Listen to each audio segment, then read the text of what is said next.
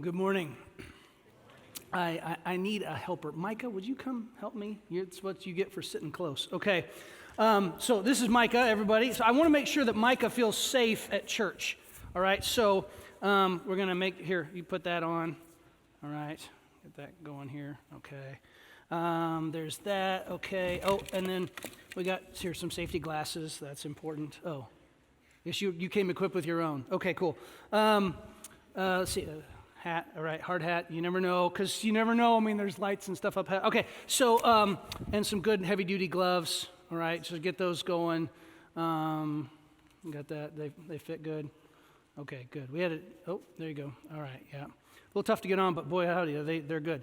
You think he's safe enough? No? Okay, so we got, here we go. We'll do just bubble wrap the boy. There we go. Okay, now you're safe, right? He's safe? Everybody's safe? Okay, thank you, Mike. I appreciate that. Here, you take that and have fun taking that stuff off. Okay, please do not trip. Okay. Yeah, give the teenagers a roll of bubble wrap. Genius. Absolutely genius. What was I thinking? We are in a moment now that we have been building to for 100 years. Starting in about the 1920s, our culture has been moving toward this place that is obsessed with safety. This has been ongoing for about 100 years, but really in the last, I don't know, what's today, the end of January 2023, really about the last 3 years, it's picked up. Have you noticed this? Now, to be fair, ever since Adam and Eve were kicked out of the garden, people have been looking for safety. They've been looking for a place of refuge. It's become almost a compulsion for modern people. And I want to be clear, I'm not saying that safety is bad. I'm really not saying that, all right? I'm not like Red Green, who's kind of the Canadian Tim the Toolman Taylor. You know, he says, you know me, safety forced. Like, that's not what I'm saying, all right? Because I'd be a total hypocrite to say that. When the reason I bought those gloves, because I want them. They're going in my collection. They're really good heavy leather gloves. I don't do anything in my garage. So I wear gloves all the time. I wear safety glasses all the time. I try to be as safe as I possibly can whenever I'm doing work like in the garage or the yard or whatever. Every day I pray that God would keep my wife and my children safe every night when they go to bed. I pray that God would watch over my kids through the night. I'd be a total hypocrite to stand up here and say safety's bad. That's not what I'm saying.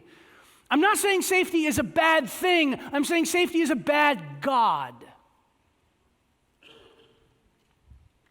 So where do we find it? Well, that's what we're going to see in our text today. Open your Bibles to 1 Samuel 24. 1 Samuel 24. Thanks for being here today. For those joining us here in the room, I'm grateful that you did. Thanks for being here. If we haven't had a chance to meet yet, if you're kind of new, I'd love to meet you. My name's Casey. I'd love to learn yours. I'm not promising I'll remember it, but I'll try.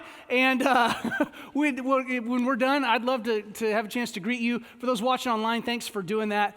It really is super important that like we mentioned earlier in the video, fill out that online connection card, but also the survey. People have asked, why are you gathering this information? What we're doing, you can remember with an acronym, ABCD, okay? ABCD stands for Asset-Based Community Development. And what we're trying to do is gather the information. A lot of people, when they go, I want to do something good in the community, they start with, well, what are the needs? And the increasing thought is that's the wrong place to start. Start with, what do we have?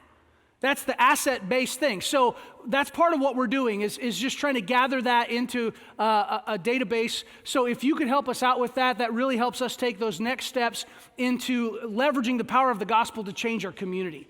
And we're excited about where God's leading. I had a meeting this week that was just kind of like mind-blowing. Like the stuff that God is lining up for us, church, is off the hook. It's incredible. And you'll hear more about that in coming weeks. That really helps us, so if you could do that, please. We're continuing our series called You Are Here. And over the last several weeks, based on a trip to Israel that I had the opportunity to take last fall, we're talking about how these places that were long ago and far away can really affect and change our story here and now. Today we're going to talk about a place of refuge. Our You Are Here place today is the Spring of En-Gedi. Let me show you a picture of it. So here's kind of down near the base of this spring. It's in the Judean wilderness. It's just west of the Sea of the Dead Sea, rather. And I know that En-Gedi sounds like a weird name of a fantasy world or whatever, like it's made up. Gedi is the Hebrew word for goat. So En-Gedi is the spring of the goat. And there's a connection in terms of nomenclature to goats in the text, and you'll see this. First, though, let's go there. Watch. Hey, guys. This is a place of refuge. This is the bottom of the spring of En-Gedi in the Judean wilderness, where David hid out from Saul in 1 Samuel 24. We're going to read that today, but you can see here, I'll show you some pictures in a little bit of the areas surrounding this area. It is barren, it is dry, but just look at the water pouring out of this spring. This was a place of safety. David could retreat to this rock. Let me show you. It goes all the way up through there, and there are some caves. There are some places where David could get away. This was David's safe place. This was where he got away from Saul. He hid out, and then in one powerful encounter, Saul went into those caves, and David proved that the true safe place, the place of ultimate safety, is a place of righteousness and integrity. Just because you have water, just because you're far away from your enemies and you're surrounded by strong rocks, that doesn't make you safe. What makes you safe is integrity and righteousness. I want to show you that video first, because when I show you the pictures of the area surrounding it, I think you'll appreciate that even more. Here's the region around En-Gedi. Let me show you a couple pictures. So En-Gedi is a national park for Israel. A lot of the places that you go on a pilgrimage are. And you can see the body of water out between the gap of the rock. That's the Dead Sea. So this is just on the western shore of the Dead Sea. And I mean, it's other than this spring and the area around it, it's a moonscape. It's just barren. It looks like the American Southwest, just barren, dry rock. A couple plants every now and then. Let me show you another picture. You can see, like, it's just raw. There's just rock everywhere. And every now and then you'll see a little tree. There's a paved pathway. I asked our guide, so you saw me in the video at the bottom of the spring, right? The water's just gushing out of there. I asked our guide, how long does it take to get to the top? Like, go all the way up. He said 4 hours hiking. I said, how long do I have? He said 45 minutes. Anyway, and that was after begging for more time. Here's another shot. This is the area around the Dead Sea. They don't call it the Dead Sea for nothing, y'all. It looks like the moon. I've been to Craters of the Moon National Park in Idaho. It looks really similar. It's dry, it's dusty. This you can see. Here's the aerial shot. I didn't take this. So Dead Sea in the foreground, and you see the tiny little spot of green and then just brown everywhere. Up through that gorge, that's En-Gedi. That's where King David hid, or David, I guess, hid from King Saul. It's especially valuable because it's one of only 2 springs of fresh water on the entire western shore of the Dead Sea. And things are able to thrive there because of that fresh water. There are some fields along the base of it where they can actually have some agriculture. What happens is the rain comes off the Mediterranean. It falls on the western slope of the foothills that you saw, but that rock is really porous. And so it filters down through the rock and goes into the aquifer, and it just dumps out of that spring. Okay? This is the place that David chose to hide from Saul. Remember, if you remember the story, right? The people sing this song that Saul has killed his thousands and David his tens of thousands. David is growing in popularity with the Israelite people. They're increasingly thinking Saul may not be the guy, and he's getting jealous and tries to kill David, pin him to the wall with a spear. David's on the run, and as part of that, he hides here. Let's look at the text together, 1 Samuel 24. Again, Saul returned from pursuing the Philistines, and he was told, David is in the desert of En-Gedi. So Saul took 3,000 able young men from all Israel. By the way, David's men were outnumbered 5-1. And set out to look for David and his men near the crags of the wild goats. So you saw the cliffs, right? So like I said, Gedi is the Hebrew word for goat. So you're going to see that kind of through here. En Gedi's the spring of the goat, the crags of the wild goat. It's not like a place in Lord of the Rings, okay? It's Hebrew language. So Saul took 3,000, or I read that. He came to the sheep pens there, right? Sheep, goats.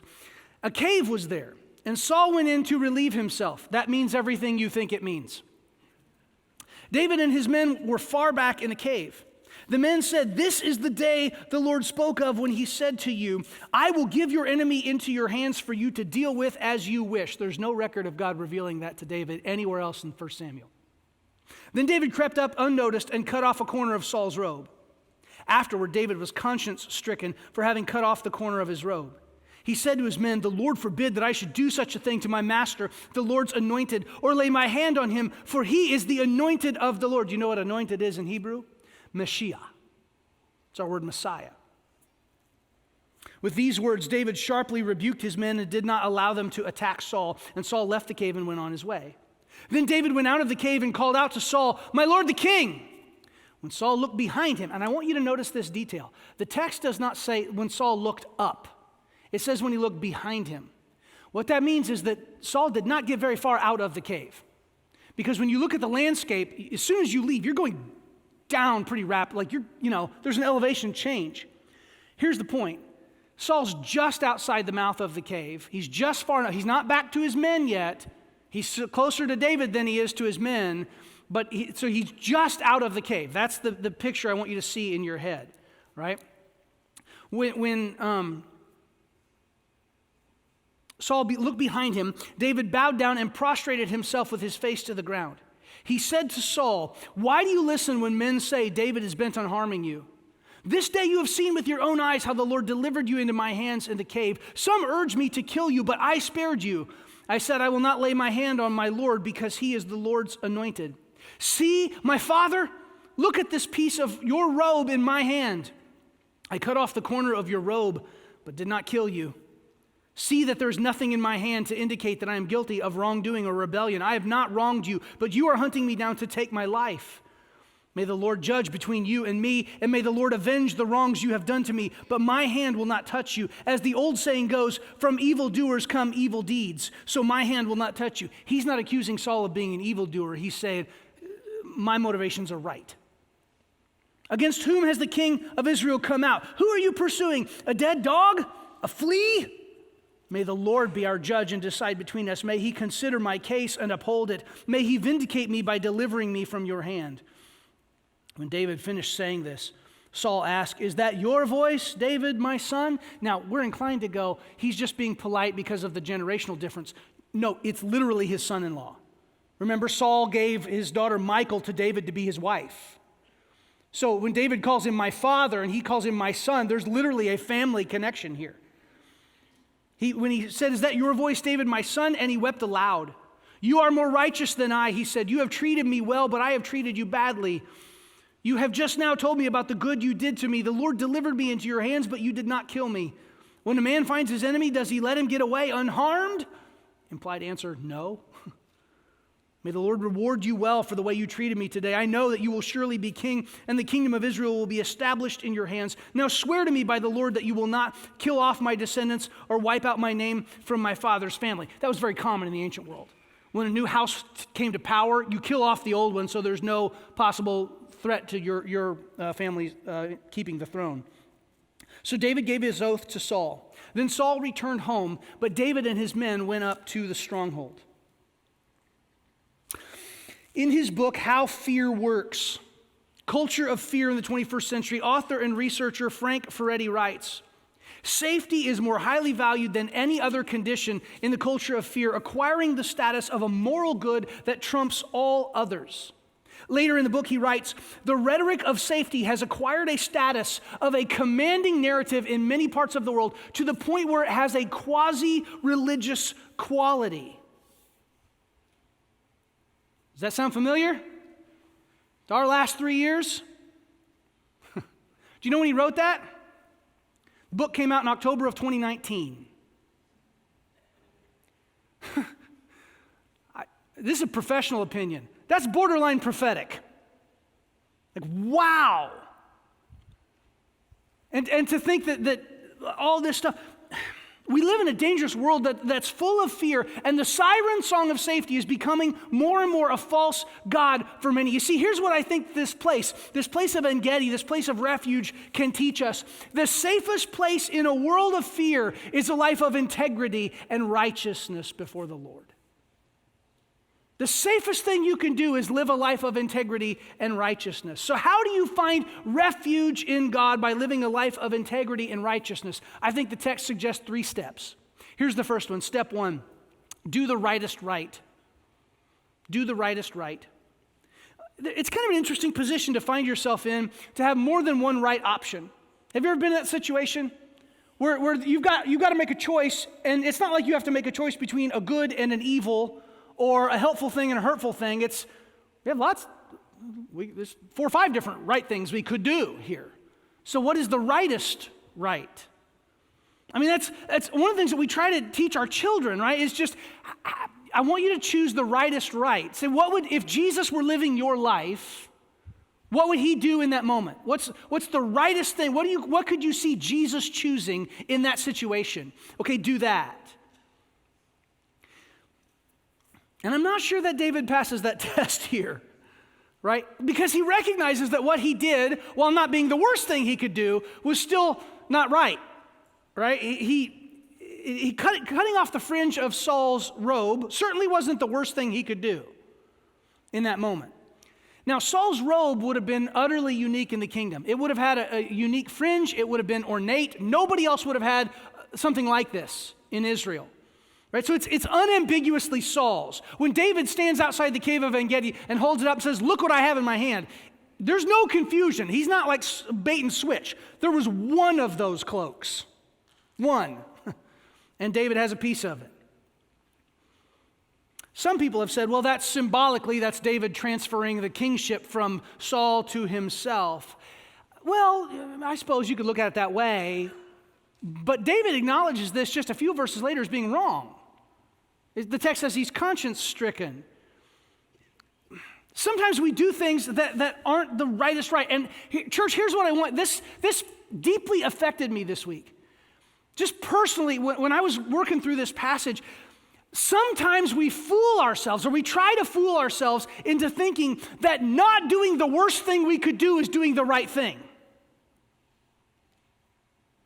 It's not the same. Well, I could have done this, but I didn't. Well, that doesn't mean you're right. And just to be perfectly transparent, there have been so many times that I bought into that lie. I thought of a bad thing I could do, I didn't do it, so I'm right. Right? No. This text is encouraging us to do the rightest right. In fact, Saul leaving the cave and going on his way in verse 7 hints the idea that he knew nothing about what David had done.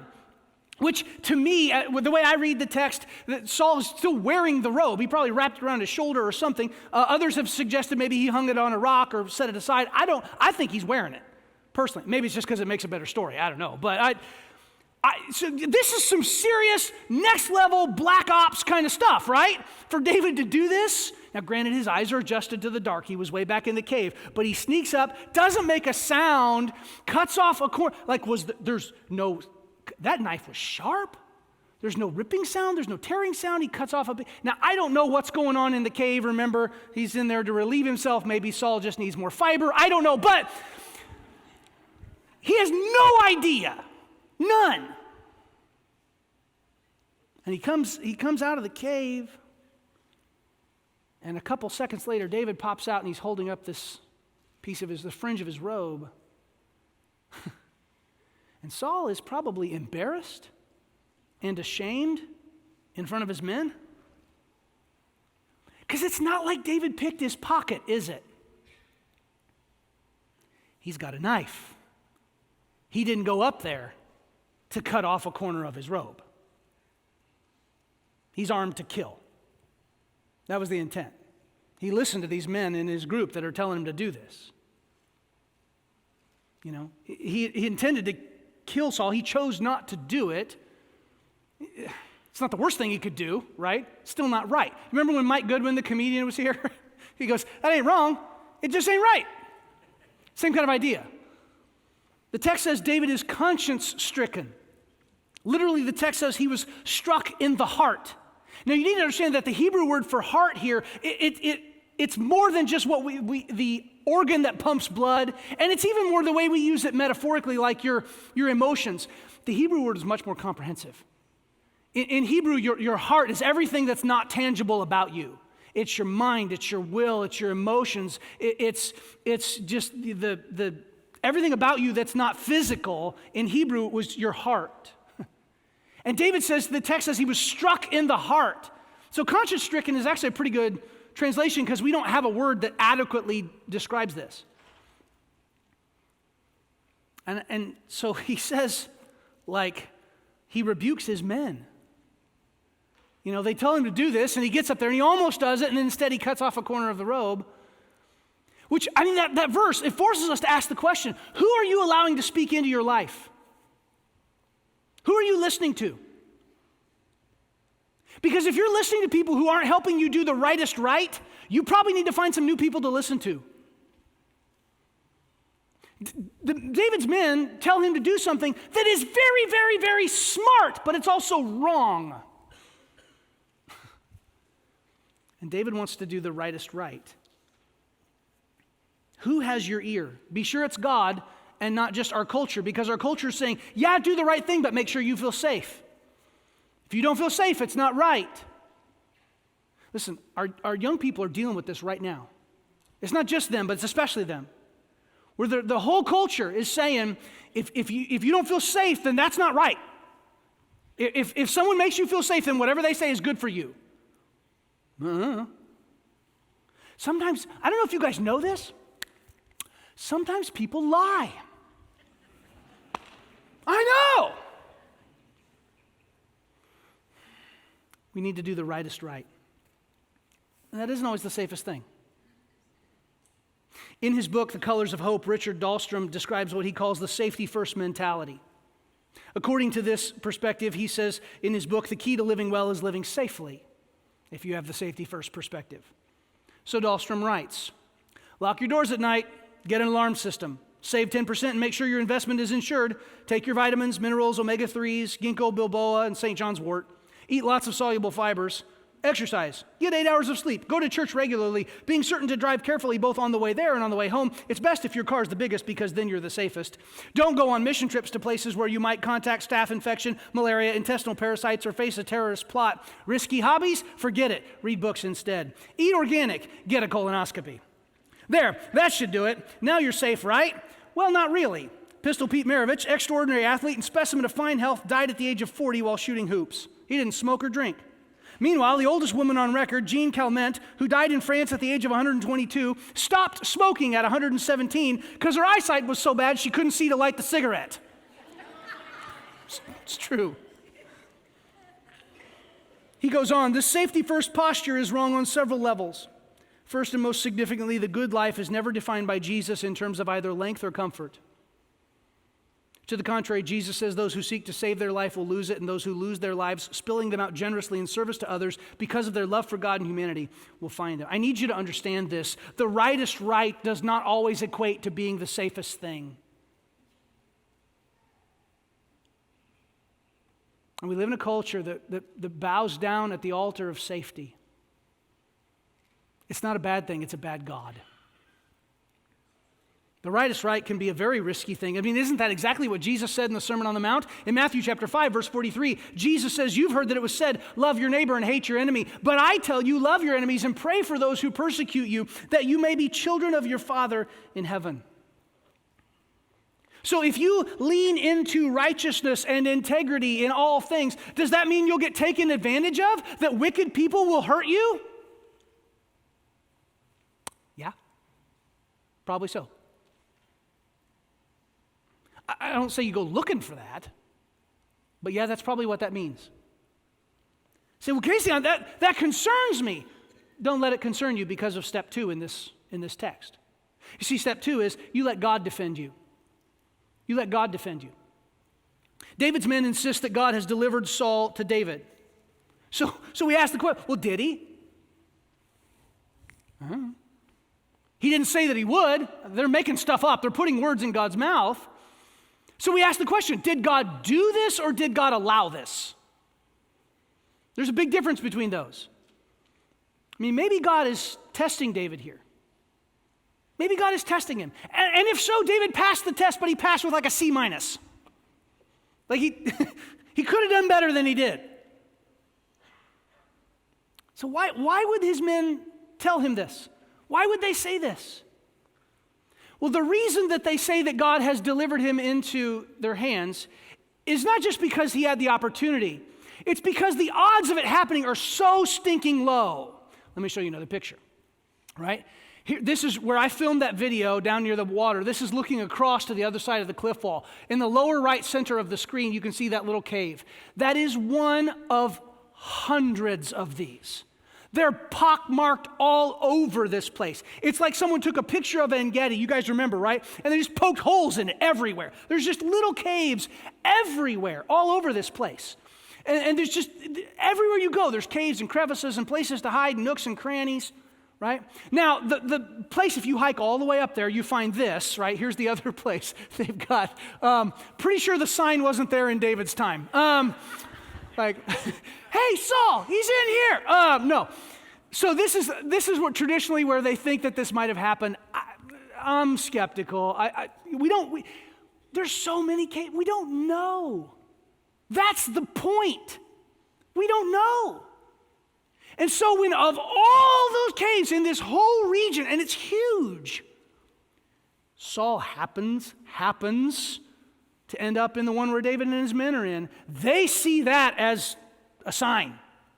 They're like, okay, here it is, David, here's your shot. Look at this. God just teed up a fast one right down the middle for you. Here we go.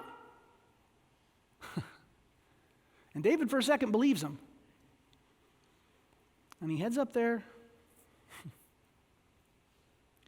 And then he's convicted. Cuts off a corner of the robe, and he's convicted there. I mean, the odds are crazy low that they would end up here, but I mean, I think we have to ask the question, like, what happens when God does something that doesn't fit your little view of what God should do? Then what? How do you respond? Well, you trust God to defend you. You trust God to take care of it. Listen to me. This forces us to ask, when God allows something that runs counter to your expectations, do you just discount him entirely? Do you just chuck God out of the equation? Or do you adjust your thinking? Happily for David, he doesn't just kick God out. He allows the Lord to convict him. The Hebrew text indicates that David really saw what he did as a moral wrong, and he chooses to let God defend him. It's brought out repeatedly. In fact, there's almost a little too much repetition for us. Probably this was designed for an oral audience to hear, so they just keep hearing David say, I'm going to let God avenge for me. I'm going to let God take care of this. I'm going to let God handle it. Because we read it like over and over and over again. In fact, it's not wide of the mark to say that one of the hallmarks of a righteous person, a person of integrity, is that they don't feel the need to defend themselves at every point. Like, I'll just let God defend me. I'll let God do this. Basically, David tells Saul, you should have died today, but you didn't because I'm trusting God to work this out. And so in verse 12, when David is calling on God to judge between them, I think it forces us to look in the mirror and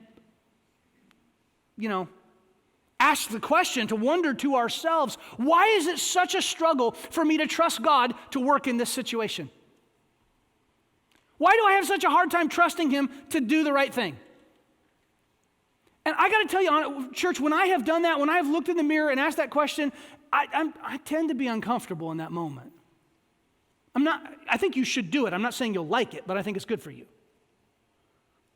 Why do I have such a hard time trusting God that he's going to handle it? I'm going to let God defend me. I think we ought to partner with him in his work for justice in the world, but I don't know that we got to go looking for it for ourselves. Pastor Rick Warren wrote, every time you're under attack, criticized, put down, misunderstood, you have two choices. You can defend yourself, or you can let God defend you. Which will it be? Who do you think can do a better job defending you? God.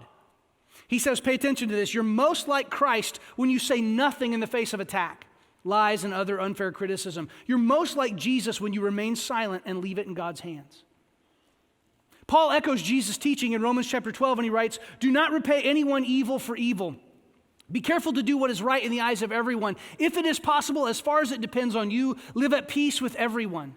Do not take revenge, my dear friends, but leave room for God's wrath, for it is written, it is mine to avenge, I will repay, says the Lord. On the contrary, if your enemy is hungry, feed him.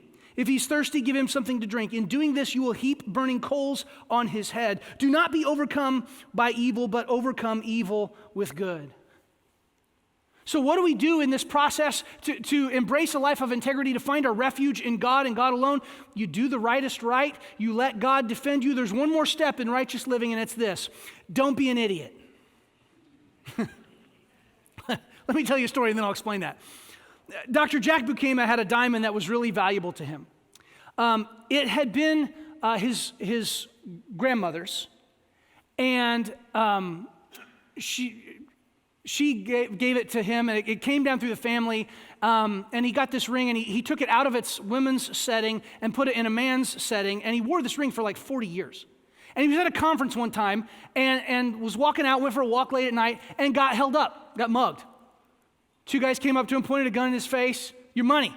And he reaches into his pocket, and he pulls out his money and gives them that, and the money clip, the silver money clip and everything, just without even a moment's hesitation. And they go, your watch. Well, his watch had been a really expensive gift from his brother. Just takes it out, unclasp it, hand it to him, no problem. And the ring.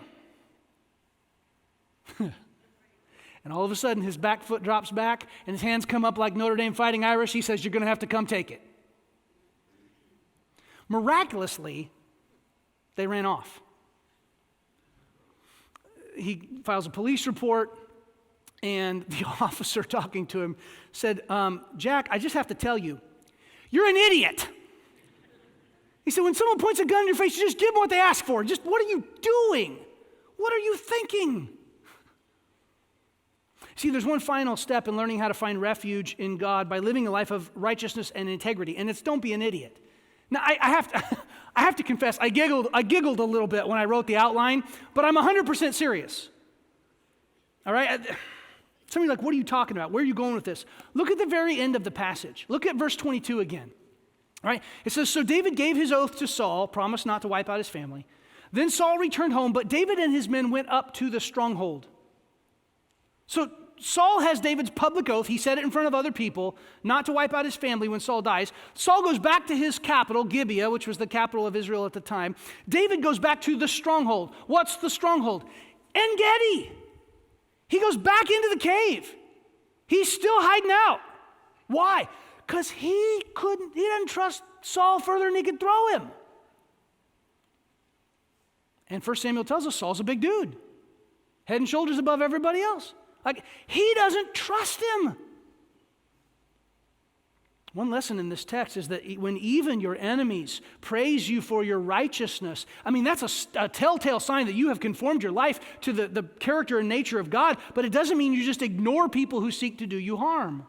Yes, like Jesus said, you turn the other cheek, but you keep them in one eye. Trusting God to defend you does not equate to being an idiot. Right? Forgiving someone who repeatedly hurts you is not the same as allowing them to abuse you over and over and over again. And I think Jesus is our model here too. John chapter 2, verse 24 says, Jesus would not entrust himself to them, for he knew all people. Do you know who these people are in John 2? They're his followers. This is not the Sanhedrin. This is not the Pharisees. This is not the Sadducees. This is not the teachers of the law. These are people who follow Jesus. They were his fans. Even at his trial, Jesus is trusting God to defend him. That's why he's silent there. He doesn't speak except to Pilate because Pilate's trying to be fair, but his trial before the Sanhedrin, Jesus doesn't speak at all. Why? He's trusting God to defend him, but he also knows, I can't trust these people. He's not an idiot, and you shouldn't be one either. You don't have to throw your brains away to follow Jesus. So you do the rightest right. You trust God to defend you. And don't be an idiot. See, here's the thing. The compiler, the editor, the author of 1 Samuel wants us to see how David is taking refuge in God by living a life of righteousness and integrity, even while still occupying a pretty safe place. So where do we go with this? The philanthropist John Shedd wrote, "A ship in harbor is safe, but that's not what ships are built for." And I guess my challenge to you today is this. Jesus did not call you to a life of safety. He called you to a life of integrity and righteousness. Trust him in that. Do the rightest right. Trust him to defend you. I mean, don't be dumb about it. But put your life in his hands. Some of you are struggling to do that. You keep opting for what the world says is safe. And Jesus is trying to call you to be his follower, and that involves a little more risk. And so I guess my challenge for you today is follow Jesus, not the world. Some of you have never made that decision, and I want to challenge you today to put your life in Jesus' hands. He is the safest place. To surrender your life to him as Savior and Lord, to be baptized, to walk in discipleship to him, but you will never find a safer place than the hands of Jesus, no matter what the world does. And some of you are wrestling with that right now. You're like, there's something maybe that like, I know what I need to do. And maybe it's just telling someone next to you, you might want to go to the next step room and talk to someone. We'd love to do that. You want to come down front and pray with you. We'd love to pray for you, pray over you, to help you take that step of faith with God, to trust him and not what everybody else says is safe. I'm not sure how God is leading you. I'm going to ask you to stand with me, and we're going to sing together, and you respond as God leads you today.